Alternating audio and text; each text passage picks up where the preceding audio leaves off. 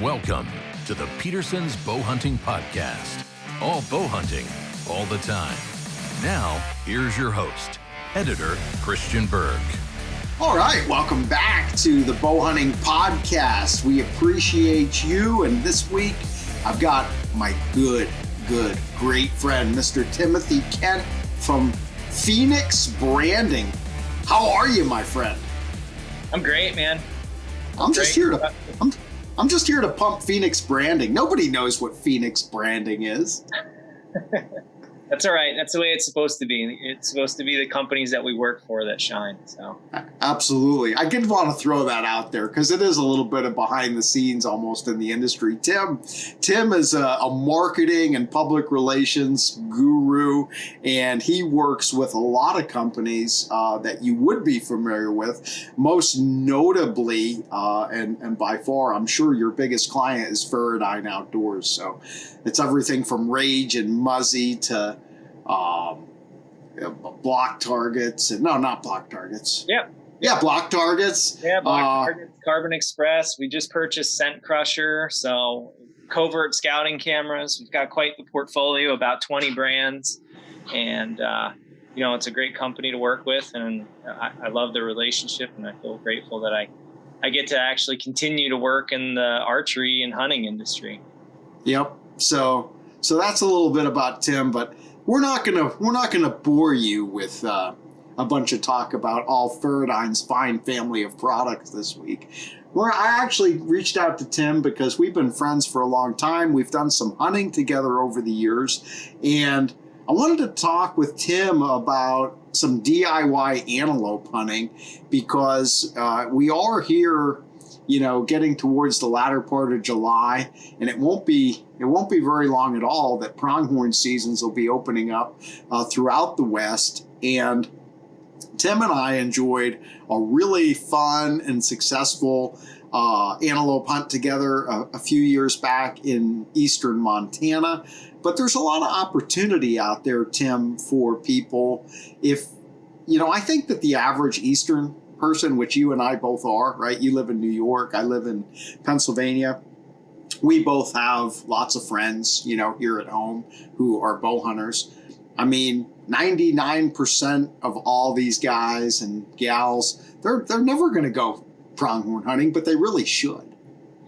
Yeah, that's the shame of it, right? It's like an extension on your season, which sometimes doesn't make the wife happy because, it sort of can infringe on end of summer activities and family vacations and whatever else. But a lot of these antelope seasons start for archery August 15th. So you can get going pretty early and you can punch in a week of hunting out west. And it's like a whole jump start on your year. You can have some fun, get your skills sharpened stalking, get your skills sharpened shooting, get your skills sharpened just moving through the woods or e-scouting or doing any of those things. And you get that early opportunity at what I think is one of the most fun and interactive game animals to hunt. And I love them. And the more I hunt them, the more I like them. Now, if you talk to me 3 days after I get home from an antelope hunt or in the middle of it, I may have a different answer, and I'll tell you how frustrating they are and how good their eyesight is, or how I should have scouted differently or done spot and stalk instead of sitting over a water hole or whatever. But I think that's always part of the adventure, is the trials and tribulations are really what makes it, when it comes together like our hunt did, makes it the best. Yeah, and the thing is, you mentioned a few things there. Okay, the pronghorn is just a unique animal, and they're called pronghorn antelope, but they're not even really a true antelope. And if you look up the science on these things, they have no relatives whatsoever. It's not like deer, right, where you have deer, elk, moose, caribou, all in the same family, right? The pronghorn is kind of like its own deal. And I think even back, I'm a bit of a history buff, and I think back to the Lewis and Clark expedition. That's something in our history of our country that I find fascinating. Think about those explorers, heading across. They logged all these things. They came upon those pronghorns. Can you imagine being the first white man to see a pronghorn antelope and be like, what are these crazy things? And to realize how fast they can run, the fastest, land animal going and everything. They're really, really neat. And their coats, or the coloring is beautiful. Their horns are unlike anything. And as an added bonus, you had just mentioned this to me the other day when we were talking. When you're from the east, it's really cool because if you go out west and you shoot any pronghorn at all and you get that mounted and put it on your wall, everybody who comes into your house will be like, oh, wow, you got a pronghorn and that's awesome. And you can be like, yeah, that's a really big one. And they'll believe you because they don't know because they've never seen one. Yeah. The people that are aficionados, they'll come in and they'll be like, oh, what's that one? 65 or whatever. And they'll know. But, you talk to our friend Jace Bowserman, he'll come in, he'll judge that thing to a half an inch, right? But the vast majority of the remainder of our friends, they'll come in like, oh, that's cool. That's a real pretty one. Yeah, it looks great. I love how dark its horns are. And that's one of the things that I like about them is, you don't get sort of as wrapped up in the trophy thing. I mean, certainly there are smaller ones. Like we had encounters with a few while we were out there that had pretty small horns. They were pretty young bucks, but it was still fun to go and take a stab at those and have the overall experience. But I think the other thing to not discount about them, I know there's mixed reviews on antelope meat, pronghorn meat, but I think it's one of our favorites. I mean, it's really good as long as you can kind of get it processed pretty quickly, and that's exactly what we did with ours. And I think we're actually having pronghorn burgers for dinner tonight. So I'll be right up. If I leave now, I could just about make it. Yeah. Oh no, you'll be here in plenty of time. Okay, that sounds good. We got to move fast on this podcast then.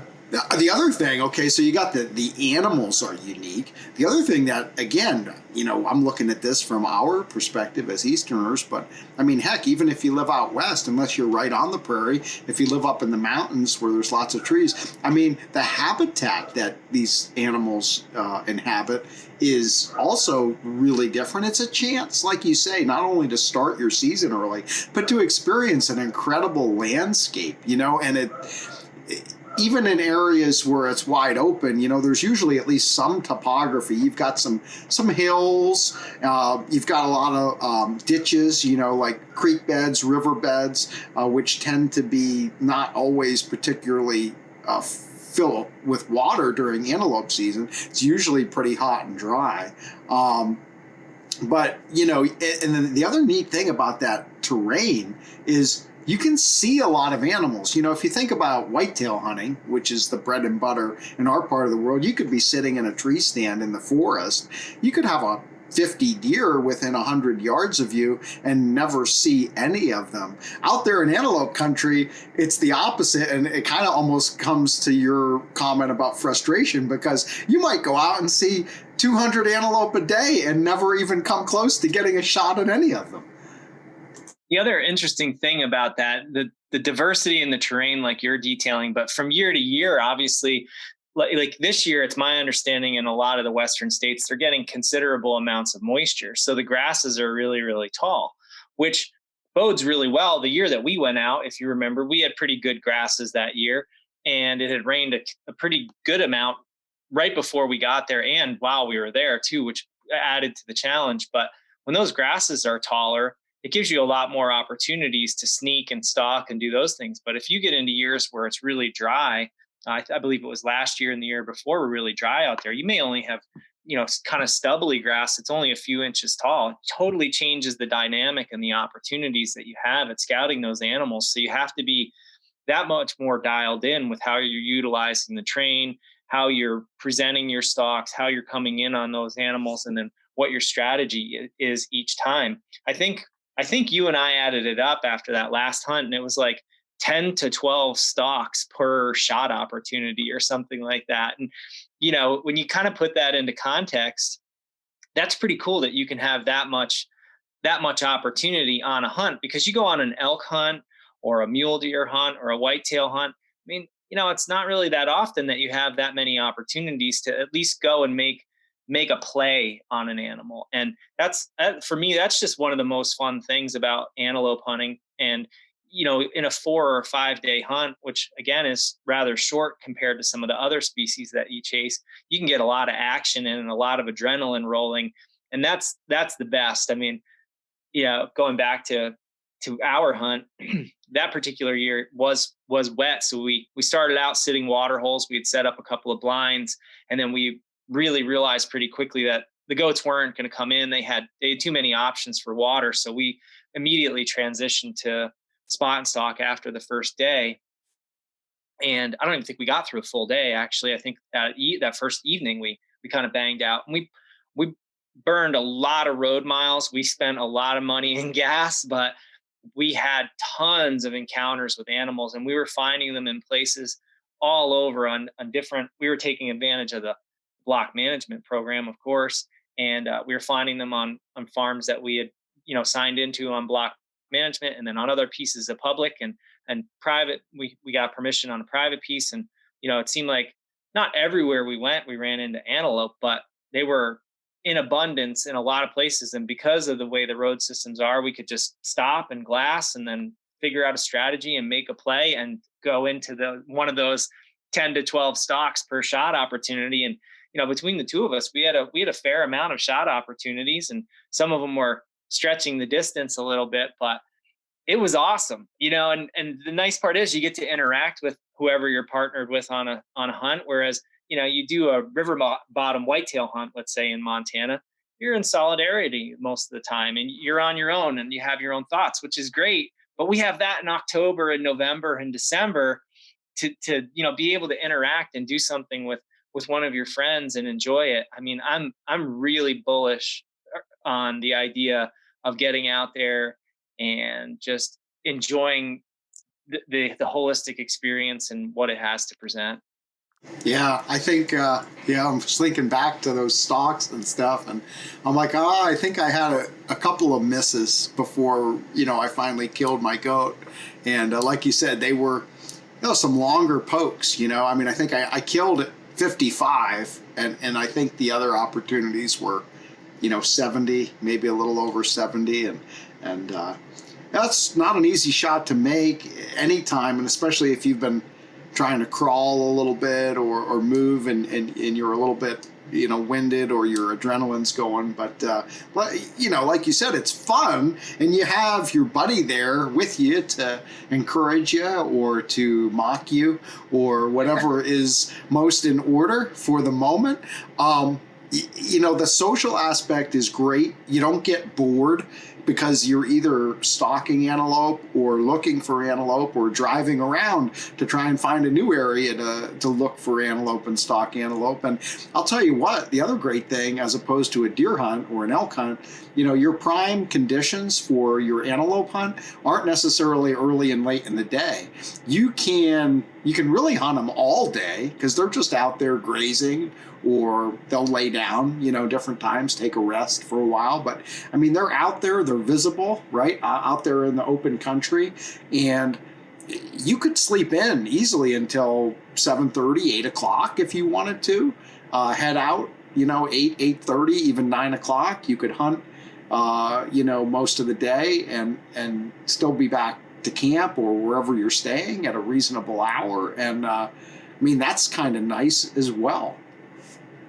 Yeah, for sure. And we definitely did that. I don't think we ever slept in till 7:30, but we were getting up 5:30, 6, and we were never really in a rush. And we still had an opportunity to get out most times, close to daylight and make plays on animals. And I think all of our best opportunities actually happen during, high sun most of the time. And, the neat thing about those antelope too is they almost seem to glow out in the prairie, like just the way the sun hits their fur and stuff. They just take on this aura around them. So it's pretty cool. And most of the time, that time of year, they're sort of grouped up, and that's blessing and a challenge at the same time. We had several situations where we got picked off by multiple sets of eyes, or there was another smaller group off of the main group that was in a different area that we couldn't see due to the topography, and they got the best of us and boogered up the whole thing. But again, back to the frustration is also what equals the fun, especially when it all comes together in the end. And but I also look at it as this: Western hunting in general, whether it's elk or mule deer, is getting a little bit trickier to get tags. And as a result, I believe more people are going to start looking to animals like pronghorn antelope to go and at least have that Western experience, especially guys from the East. And I think that's evident in some of even this year's draws. I put in for that same Montana tag that we put in for a few years back. I've put in for that tag, I think 4 or 5 times. I've drawn it every time. I didn't draw this year. It's the first time, and that was on very, very high draw odds. And I talked to a number of other people, including the guys that I was supposed to go with. No, nobody I know drew.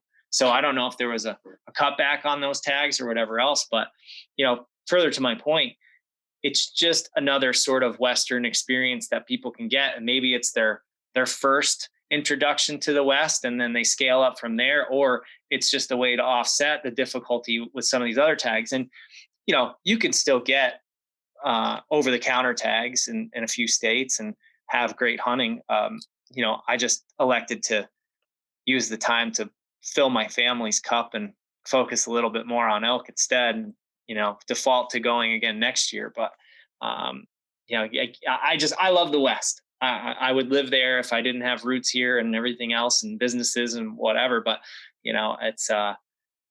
it's just a fun opportunity. But next year, let's dive into some of the nuts and bolts. And I think, starting with some states is a good place to start because,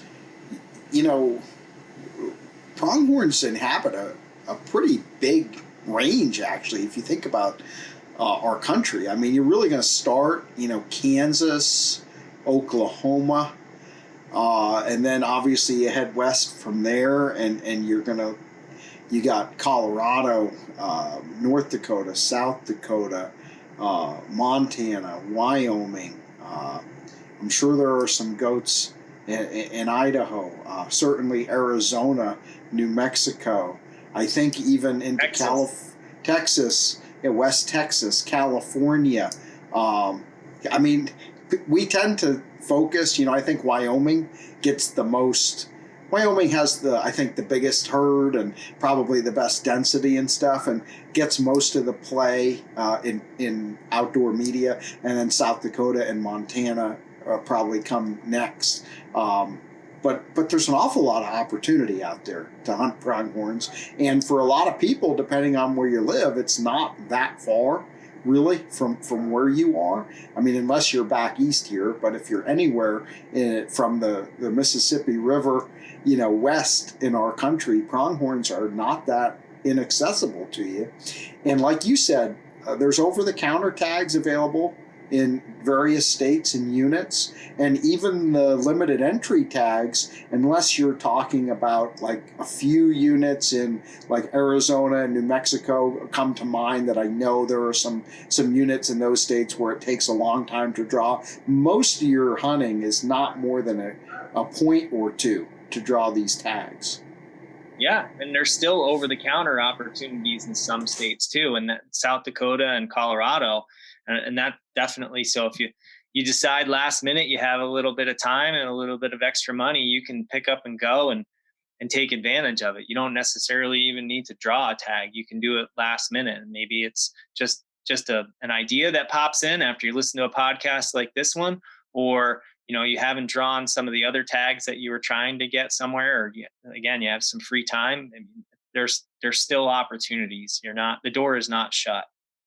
And you can have success. I think that's the more important thing. And kind of back to what we had talked about too. You may shoot a goat that in some people's minds is a little bit smaller, but who cares, man? You had a good time. You went out there. You had a good hunt. You had fun. Well, if you've never shot any pronghorn before, that's the other great thing about it. It's like, again, I come back to whitetail hunting. That's what you and I do more of than anything else. Once you've shot a handful of smaller bucks, you don't necessarily want to keep shooting smaller bucks, But if you've never hunted pronghorns, why wouldn't you shoot the first, goat that you have an opportunity to do? It's like exciting, and it's good meat, and it's a great memory, and it's an incredible experience. The other thing, couple of more things, okay, the tag costs don't tend to be as high on these pronghorns. You're looking from anywhere from maybe $200 to $500. Probably that high 2 to low 3 is going to be your most common, which it's not nothing, but if you look at what elk tags are costing in a lot of these western states nowadays. I mean, I drew a Montana elk tag this year. It cost me, I think, $1,100 or $1,200 for that. I mean, big game combo tag. So I do have a deer tag too, but I mean, that's a lot of money just for a license. A pronghorn license in Montana is going to cost you a fraction of that. And the other thing, and you kind of alluded to it earlier, Tim, when you talked about all these antelope that we were able to get into, if you look at public land for other species, for elk, mule deer, whitetails, the best habitat for those species doesn't tend to be on public ground a lot of times. It's not that there aren't areas of public ground where there is really good habitat and you can't get into animals. You can. But by and large, the very best, like if you just asked your average bow hunter, hey, if you could hunt anywhere for these elk or deer, would you hunt this public parcel, or would you go on that private ranch over there? And I think most of the guys would be like, I'd rather be on the private. Antelope, because they occupy what would probably be considered by humans to be less desirable ground, right? This sort of flat to rolling, empty grassland. Boy, do a lot of antelope live on the public land out there. These big BLM parcels, pieces of state ground, and then those block management ranches that you talked about, and other states have similar public access programs. There's just no shortage of antelope opportunity on public land. And I would say, in my mind, the public land opportunity for antelope is much more abundant and much more accessible, and you're much less likely to run into a horde of pressure. It's not that you won't see other hunters out there, but if there's a known hotspot on public land for elk, you might have 50 cars at the trailhead. You know what I mean? Whereas antelope, they're so spread out. There's so many goats on various pieces of public land within a given area that you can easily, if there's a couple groups of people hunting here, you can easily drive 10 miles up the road to another piece of public and find plenty of antelope to hunt that nobody is bothering. Yeah, and that's exactly what we did. We ran into people in a few places, or we had done some e-scouting, and we thought these certain ranches in the block management program were going to be great. And then we got there and it wasn't exactly what we anticipated, or there was too much water. There was a number of reasons that kept us mobile, but because you're hunting on a tag that's good in multiple units, the tag that we had, or just the full square mileage that you could hit. I mean, we had so much room to roam, and we always just had another plan. And there was a couple of spots where we drove in and it was just us on the road. And next thing you know, there were 3 trucks behind us that were out cruising, doing the same thing, trying to decoy them or whatever. But all by and large, we didn't run into a lot of people, just a few people on more of the widely used roads. But when you got a little bit further off the beaten path, it was just us. And there were plenty of places where there weren't antelope, and you would know, even just looking at the habitat, once you got to, a sign-in spot for block management or just a piece of BLM, you could just look at it and be like, yeah, there's going to be no goats here. There's just not, it's the wrong terrain. And then you just keep moving on and you go on to the next one. And I mean, that really worked out well for us. And, in the process, we got to view a lot of other wildlife too. We got to see a lot of whitetails and some mule deer, bunch of geese in a bunch of cut agricultural fields. So, that was pretty cool. I think we saw some Hungarian partridge while we were there, kind of out and about, and then some sage grouse. I mean, so it was cool from the standpoint of seeing other wildlife as well. And, I feel like it's not as intense of a hunt, going back to your thing about sleeping in. And I think sometimes we need that offset, because whitetail hunting, especially if we're on a timeline during the rut or whatever, there can be a lot of downtime, but it can be intense, just kind of day after day, sitting in a tree stand, doing our thing. And, you get to something like this, so it can be a little bit more laid back and a little bit more fun overall. Oh yeah. You could run into town and grab lunch and just take a break for a couple hours or take a nap or whatever. And, another thing that came to my mind as you were talking, because we were talking about all the public land opportunity, you had mentioned earlier, we ended up getting permission by chance, which was kind of a funny story, by basically pissing off a rancher. And I almost had like this guy punch me in the head, I think. But then somehow, some way, I smooth talked our way, and we ended up getting permission to hunt, and we both ended up killing our goats on this property. But I just think it's more likely that if you do happen to meet a private landowner, I think it's like getting permission. For the Eastern equivalent would be like getting permission to hunt like coyotes or squirrels on somebody's farm versus, or groundhogs, right?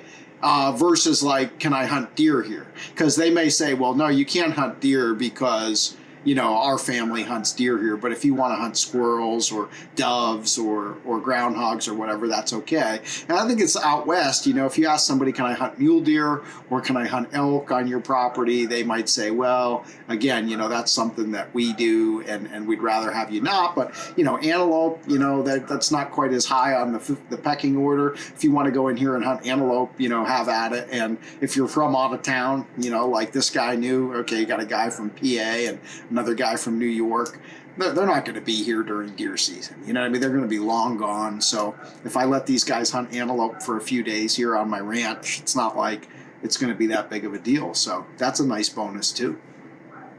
Yeah, for sure. I mean, there's no doubt about it. I mean, there are some places where people are definitely protective of antelope because they're either, leasing out their ground for them, or they're charging hunters to come on, or maybe they work with an outfitter or whatever else. But, from other folks that I've spoken to, it's sort of a species that are like, go in and shoot them all. They're eating up my whatever, my alfalfa, and how much antelope or how much damage can a few antelope do? I don't know. I don't have context for that, but yes, definitely seems to be quite a bit easier to get permission on private for them. Well, if you have 50 to 100 head of antelope that really key in on a alfalfa field, even if it's a 500 acre alfalfa field, I bet you they can eat a lot of tonnage. You know what I mean? Yeah. Those farmers are figuring it based on, I'm sure how many tons or how many bales, that they get off of a cutting.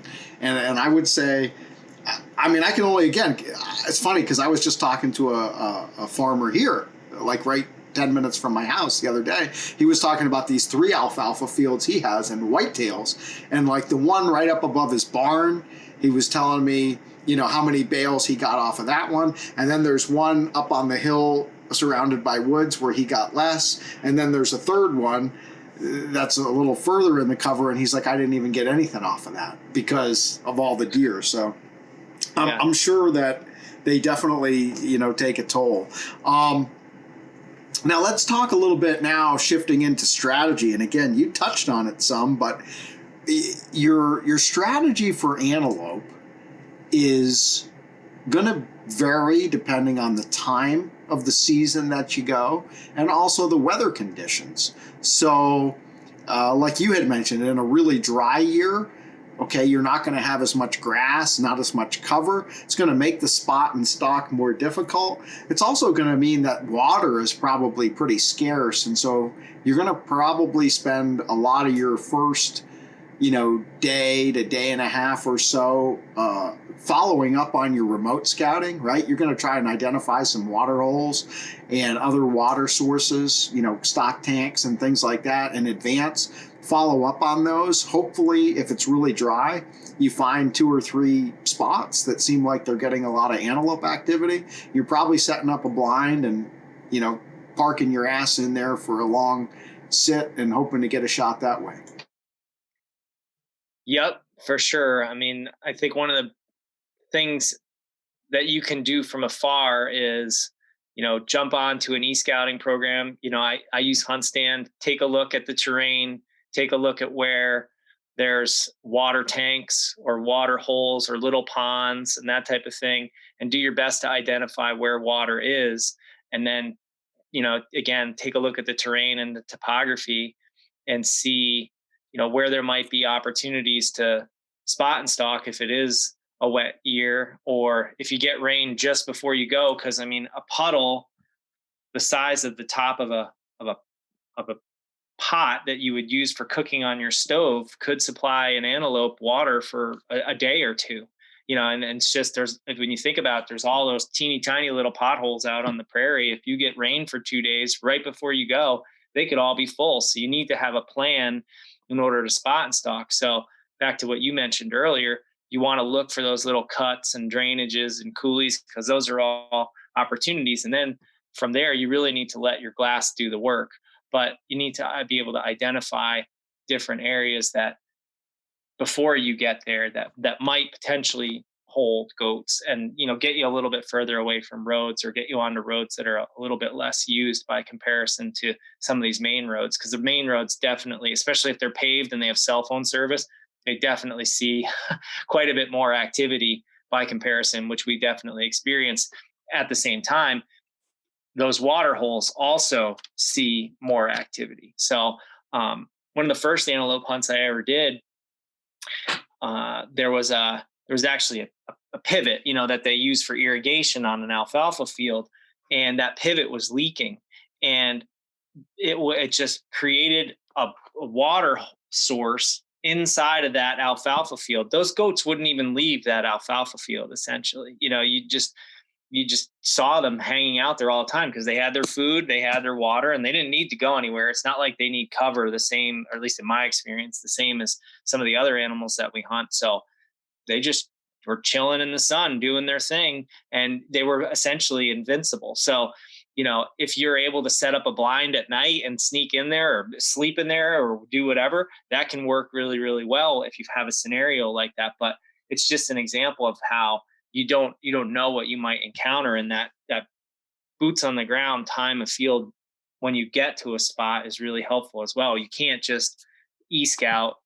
In my experience, you can't just e-scout and 100% rely on that, because I stink at e-scouting, I don't know, but I feel like if I select 5 or 6 spots, probably 50% of them are actually going to be what I thought they were in my mind, or they're going to turn out. Oh, yeah. Well, you have to be adaptable because, like you said, the weather can change quickly.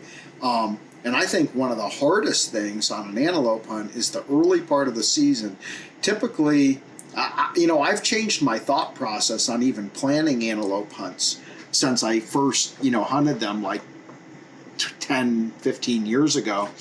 I wouldn't even do, if you have flexibility and you're planning your hunt, if it's really been a dry year, then I would focus on opening day in those first couple of weeks, and I would definitely focus on trying to find the preferred water sources in the area and just putting hours in the blind.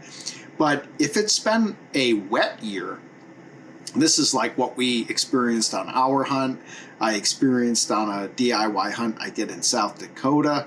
You get there early in the season, which is way in advance of the rut, which is basically going to come in for these antelope later in September into October. They're not coming to the water reliably. So that's kind of either out completely or pretty low odds. You may end up sitting days and days in a blind and never get an opportunity.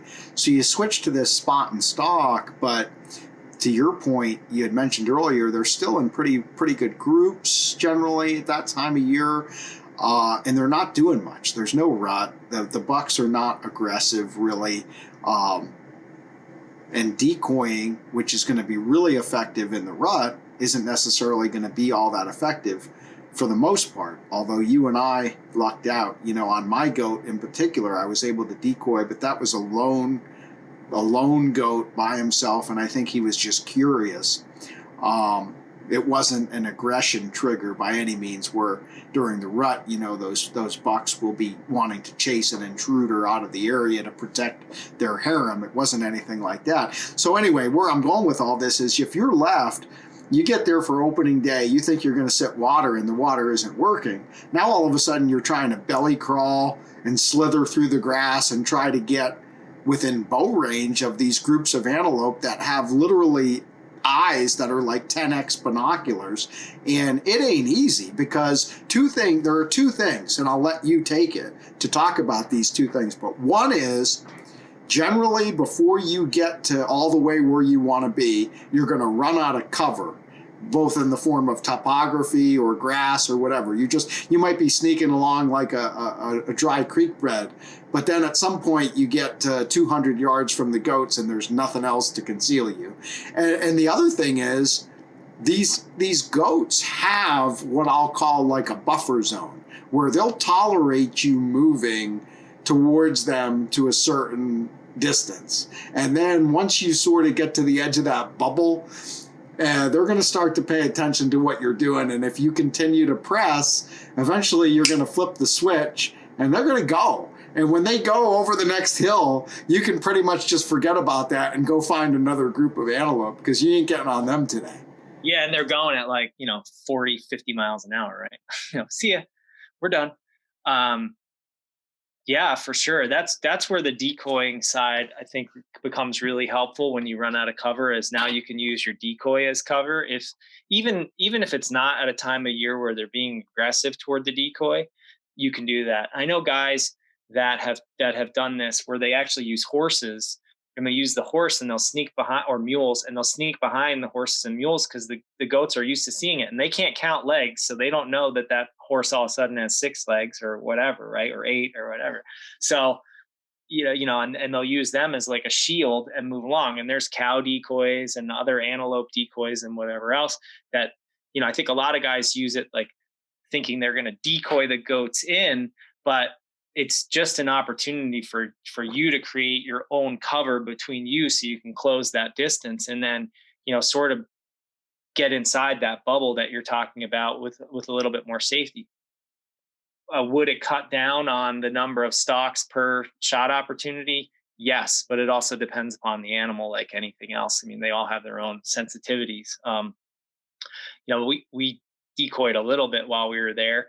I think the other thing that you have to take into consideration when you do run out of cover, which we had happen to us, I can think of one instance in particular, they just had a little bit of a height advantage. It may have only been 2 or 3 or 4 feet total, but with you being on the ground, and then we were, if I remember right, we were like crawling and then belly crawling, which stinks if you're in cactus country or anything like that, which we were on this particular stalk. And then we kind of got up to this fence line, and that way we were stuck, and they have a height advantage and you're stuck. That's another time where if you kind of have the chance to pop up a decoy and use that to help you, because we were in bow range or pretty darn close at that point. And we like I said, we were just stuck and we couldn't do anything.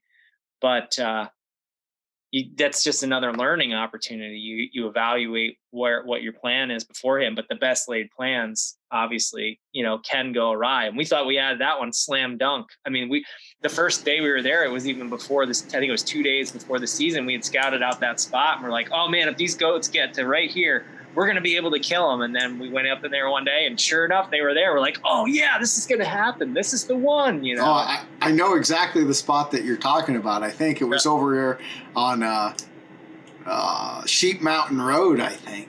Yeah. But it seems like it's pretty easy to get to about 100 yards on these things. And then I feel like we were repeatedly at that point where we're like about 100 yards. So it's a little too far for a shot, at least for us. I think for the vast majority of bow hunters. And so you're wanting to get, another 30, 40 yards if you can. And you're kind of pinned down and you're like, what do we do now? And, and do you just wait? Like, I'm not the most patient person by any means. And I mean, you could always like just wait and see if they eventually mosey over, which they could. But that's a waiting game too. I tend to probably be a bit too impulsive and try to make something happen. But we'll say, you mentioned the cactus. I would highly recommend a good set of knee pads for a DIY antelope hunt. And I have a pair that have like a hard shell on the outside, which I really like for that kind of terrain, because it'll keep all that prickly pear out of your knees. Because you try to remember, like, every time you put a hand or a foot or a knee or an elbow down in this country, you kind of got to look. But I guarantee over the course of your hunt, you're going to get focused on those antelope and what you're doing, and it's never fails. It's going to happen multiple times throughout the week. You're going to put a limb down on the ground, and it's not going to feel good. Yeah. I mean, I started that trip out without knee pads. My pants have the ability to put knee pads in them. And I remember starting out not having knee pads in. And then I was getting cactus in my knees. And then I put them in, and the cactus was still going through the pads that I had, because they're just the foam type of pads, and not as bad, but it was a little bit torturous. And then I was wearing, kind of like leather work gloves while we were doing it. But even that certain times was poking through, and, inconveniences more than anything else, but just things to take into consideration. Some guys run snake boots, some guys don't. I was, when we started our hunt, and then some of that was to guard against the cactus too. I learned that in Texas, really. And then I stopped wearing them. And then we encountered a rattlesnake, and I was like, okay, snake boots are going back on, so. Well, the thing is, I mean, why don't you want to wear them is because they get so darn hot. It is hot that time of year out there, but yeah, it's, well, glad you have them if you need them. Thankfully, you didn't need them, but we did see a pretty nice rattler while we were out there. You got some awesome pictures of that thing, man. Yeah, and we saw a few that came to their demise on the roads too. Other considerations, again, we're talking about some equipment. Knee pads, obviously, is not something I normally have for a whitetail hunt. The nice thing about pronghorns is any bow setup that you have for pretty much anything will be fine. If you'll be shooting potentially a little bit farther, so you should definitely be prepared. I'd say for at least a 60-yard shot. Nobody should go on an antelope bow hunt if they're not prepared to at least maybe shoot 60.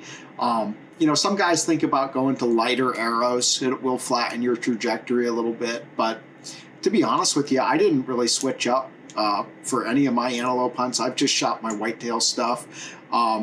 You mentioned it earlier. Good glass is the biggest thing. I would like to have some 10x binoculars for sure. Don't go out there without at least 10 power binoculars, and a spotting scope is a good idea if you find a group of antelope and there are some bucks in there. You want to get a better look and see if it's one that you really want to go after. It's great to keep a spotting scope at least in your vehicle, even if you're not going to carry it around with you everywhere. Yeah, further to both of those points, as far as the shooting side is concerned, I think, where you find you need to stretch the distance, we're sort of referencing spot and stalk hunting here. If you're hunting a water hole, I mean, you have a bit more control over that, but again, as we touched on earlier, that's not always an option. But as it pertains to binoculars and spotting scopes and glass, I mean, I'm just a big proponent of the spotting scope, because it helps you look at a lot of terrain. Like you said, you can identify an animal that you want to shoot, but sometimes, you're so far away. You could be a half a mile, maybe even more, just even identifying if an antelope is a buck or a doe at that distance, you kind of need a spotter to help you do that. And then go and work your way in on them. I mean, there were definitely several stalks that we did where we glass goats up from the road, use the spotting scope to do that. And knew that there were bucks in the groups, and then, and then went after them. And then there was, if I remember right, we had one group that we went after. It was over a mile back from the road that we had to go. And Frogger our way through an alfalfa field, so that had round bales in it. But, I don't think if it were just regular 10X binos, I would have had the eyes to really identify whether or not there were bucks. I mean, it stands to reason that you could think, but you'd hate to go and burn up a bunch of time doing a stalk to only realize that, there wasn't what you were looking for in that group, and then have to work your way back. And then you've put pressure on those animals for a later date too. That's the other thing. Like, one of the things that I feel like we experienced is when we bumped something, it was very rare that we would go in, a day or two later and they'd be in the same spot. They kind of were like most other animals. They kind of vacated the area for a bit and had to move on. So. Yeah, you can definitely blow out your antelope country just like you can blow out anything else. Now, as far as other considerations for shooting these things, I mean, I guess antelope are they're really, really quite thin-skinned, to be honest with you. Their bodies are almost they're like the bird of like the deer-sized game world. You know what I mean? It's like how birds have hollow bones, and I'm sure that they're not hollow on the antelope, but they're just more slightly built than even a whitetail. If you hit an antelope like anywhere halfway decent, your odds of recovering that animal are pretty high because, obviously if you make a really good hit, they're going to die fairly quick. And even if you make a bit of a marginal hit, it's not like in deer country where you're in the middle of these thick woods and the animal runs off and hides and you can't find the darn thing. Antelope, they live in open country, and so your odds of at least being able to see where that animal goes, keep an eye on it, give it some time, and then search in that area to either recover the animal or get a follow-up shot are pretty good. And I prefer, myself, a mechanical head like the Rage for antelope because, again, their skin's pretty thin, and a mechanical tends to open up a pretty big hole in those animals and usually have a pretty short tracking job if you hit them right. Yeah, so like you, back to your bow comment and arrows and your overall setup, I kind of try and just have one setup that I use for everything, and I tend to sort of build my setup each year thinking that I'm going to hunt elk, and then I use it for everything else. So I use a 1-pin sight that's a slider, so I can dial in my yardages. And a lot of people ask, they say, well, have you ever been caught because an animal moved? And the answer is very rarely, actually. It's happened to me a few times, but I often just feel like, well, if that happens, then the opportunity wasn't really meant to come together anyhow. Or, there's been instances where I've changed my aim just a little bit because I shoot enough that I have a general feeling of where things are. And you kind of learn to judge yardage. I totally screw up on judging yardage like everybody else, but I try and have one setup that I use for everything. My experience, I've shot antelope with mechanicals. I've shot them with fixed blade heads. I've shot at them with mechanicals. I've shot at them with fixed blade heads. And so, I've experienced positive results with both. And so I tend to, like you, err on the side of anything that requires a little bit longer distance shooting.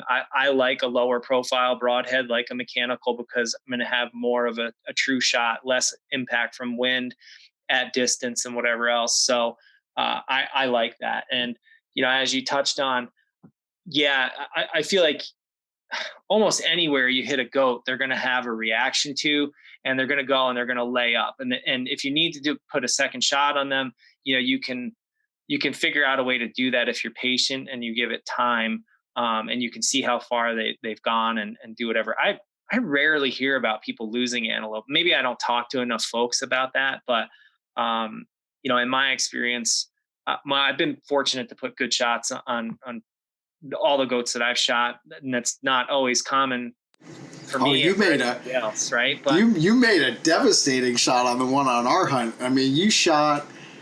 I think we talk about how I think it was 77 yards, and you were like over a barbed wire fence, and you you hit a little bit further back than you probably aimed. But I mean, at 77 yards, how can I fault you for a few inches? And the point is, I mean, dude, that thing, he like went up over a rise and piled up, and he was completely waylaid.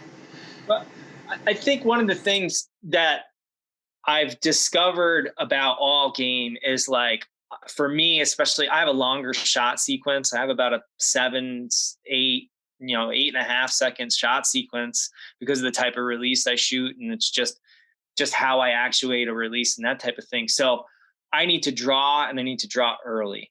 And when I first started hunting antelope, that was one of the things I would do. I would have a goat, let's say, that was at a longer distance, and they'd be looking at me, and I'd be like, okay, as soon as they go broadside, then I'll draw back. And then I feel like I was rushed to make that shot. I probably had that 7 or 8 or 9 seconds that I needed in order to execute a good shot.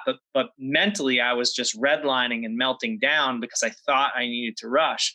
So what I've realized is I need to draw back earlier than I think I do, even if I think it might compromise the opportunity. And so, if a goat is facing toward me, I'll draw back and I'll put my pin on their body. Like, let's say I think they're going to turn left. I'm going to put it on the front of their body, and then I'm prepared for when they do turn to the left and give me that broadside shot. And I've already started to preload the trigger and ready to go. And now I can take, that shot sequence and shorten it down a little bit, or not feel that pressure of needing to get that arrow off so quickly. That's going to create more of an opportunity to miss or hit the animal in less than ideal spot. So going back to the hunt that we're talking about, when I drew back twice on that goat. When I initially drew back on him, he was even a little bit further than what I had shot. And, I that's exactly how I felt. I felt myself, redlining and rushing the shot and sort of melting down. And I was like, nope, I can't do that. I need to reset my mind. And I was willing to lose that opportunity in an effort to gain the opportunity at making a good shot or better shot. And so as a result, I let down. I took just 1 second. I had enough time to even rearrange him. He was just walking. He was moving slowly, but by the time I did shoot, he was, going to a point where I wasn't going to have an opportunity anymore. Drew back, he was slightly quartering away. I put the pin on him where I wanted to, which was more towards his, slightly back, more towards the middle. And then when I shot, that's about where I hit him. Like you said, maybe about 2 inches back from where I was initially aiming. But, it went in a good enough spot, and it came out it came out through the really good vitals, heart and lung type area. And he didn't go far at all, overall. But, I think, again, my point is, give yourself time and be patient, and know, especially on these type of hunts, that you're probably going to have another opportunity. This probably not going to be the only one. So don't feel like you have to rush it. Don't punch that trigger, because especially if you're shooting at longer distances that are really, nibbling on the edges of your comfort zone shooting wise. Because, hey, most guys aren't out shooting 90, 100, 110 yards consistently. At my house here, I can only shoot about 40 yards. And so I don't even usually shoot that distance just because of the way things lay out. So I have to go. My neighbor owns a piece of land down the road, so I go to his place. It's about 7 minutes from my house, and that's where I go and I do my distance shooting. But I can't do that every day. I can shoot at my house if I wanted to every day or every other day or whatever, put in a lot of shooting sessions, but they're at the shorter distances. So I'm not always sort of accustomed to shooting those long distances. So, and then another thing that I do when I am preparing for a hunt like this, when it relates to shooting, is whenever I do my cold shots, like the first ones, I start. I don't work my way up to long distance. I start at long distance, and that's something I started doing a few years ago because I really felt like it.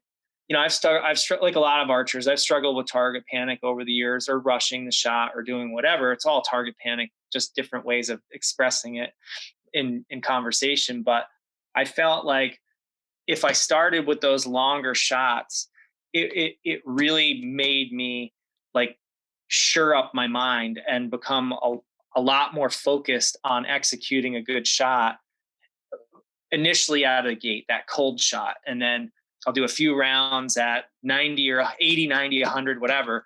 And, I have like little tricks that I do. On odd days of the week, I'll shoot odd distances. On even days, even days of the year, odd days of the year, even days of the year, I'll shoot even distances. So 100, 80, 60. And when I go to my neighbor's place and shoot, I only shoot long distance, with the exception of my last round.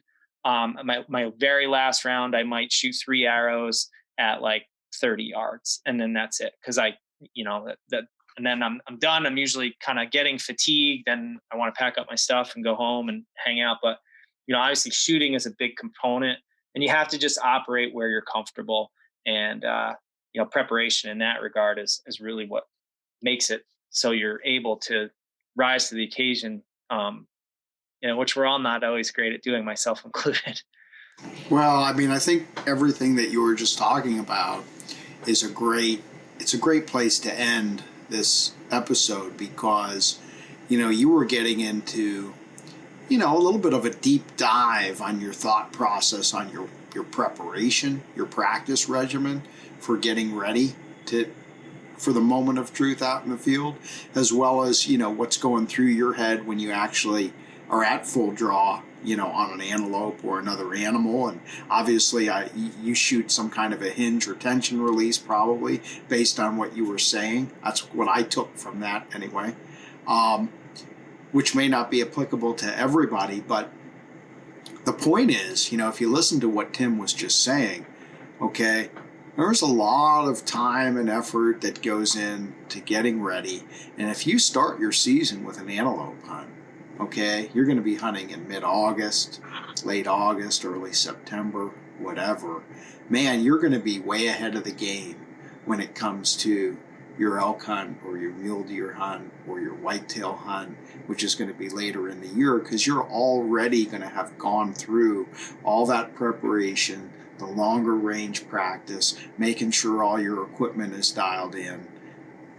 You're going to be in good shape. It's a great way, kind of ending it where we started. It's a great way to start your season a little earlier, experience some different habitats, some different animals, have an opportunity to do some sitting in a blind, do some spotting and stalking, do some decoying. These are all skills that directly transfer to other species that we hunt, and there's no substitute for experience in any walk of life. People in all walks of life, all vocations and avocations say that. The more time that you can spend in the field as a bow hunter, hunting different terrains, different animals, different shot distances, angles, etc., you're going to be a better bow hunter. So not only are you going to have fun, but you're going to be a better bow hunter for it. And that's the way I feel about especially hunts like our DIY pronghorn hunt, because hey, that was a week that we were out there doing everything for ourselves, had some failures, ultimately had 2 nice success stories with our goats, and we definitely learned things that week that make us better. Oh, hands down, we definitely learned. And I mean, it was just, to your point, it was just fun, and that's the thing. It's just a good primer for other hunting. You get some, hopefully, meat in your freezer. You get a skill tune up right out of the gate, and just get to have a different experience that just fills your head with memories. I kind of have these tenets that I kind of live by when it comes to hunting now. And I got 3 basic objectives. I want to put memories in my head, meat in my freezer, and bone on my wall. And no one has a higher priority over the other. And this is just another chance to do that. And it's another chance to get more experiences and, just do things that are different. And, I think all hunters and bow hunters should try and experience as many things as they possibly can. If they're from the West, come hunt whitetails. If you're from the East, go out West and hunt, those game species and whatever else, and just, get those experiences, because life is short, and you want to capture as many opportunities as you can. Well, yeah. And you know what? I'm kind of going to say this to close us, because You're not hunting antelope this year. I'm not hunting antelope. I don't know what your first hunt is. Mine's going to be Labor Day weekend, opening early season in Kentucky for velvet whitetails. What's your first, by the way? Elk in Idaho. Okay. September 10th, I think we leave. Gotcha. But anyway, long story short, we're not hunting antelope this year. This conversation got me excited to hunt antelope again. I think 2023, Timmy, we need to get something on the calendar. Maybe we hook up with that other crazy guy that you mentioned, Chase Bowserman. Maybe we get out there and chase some DIY goats in Colorado or, somewhere else in that part of the world next August. So that would be fun. I'm game. Well, listen, man, I appreciate you. Appreciate your friendship. Appreciate the opportunity to work with someone really good like yourself, here in the industry. And I look forward to hearing about some neat memories and bone that you are going to collect here this fall, buddy. Thanks, man. You too. Thanks for downloading the Petersen's Bowhunting Podcast. All bow hunting, all the time. Pick up the latest issue of Petersen's Bowhunting magazine on your local newsstand or connect with us online at bowhuntingmag.com.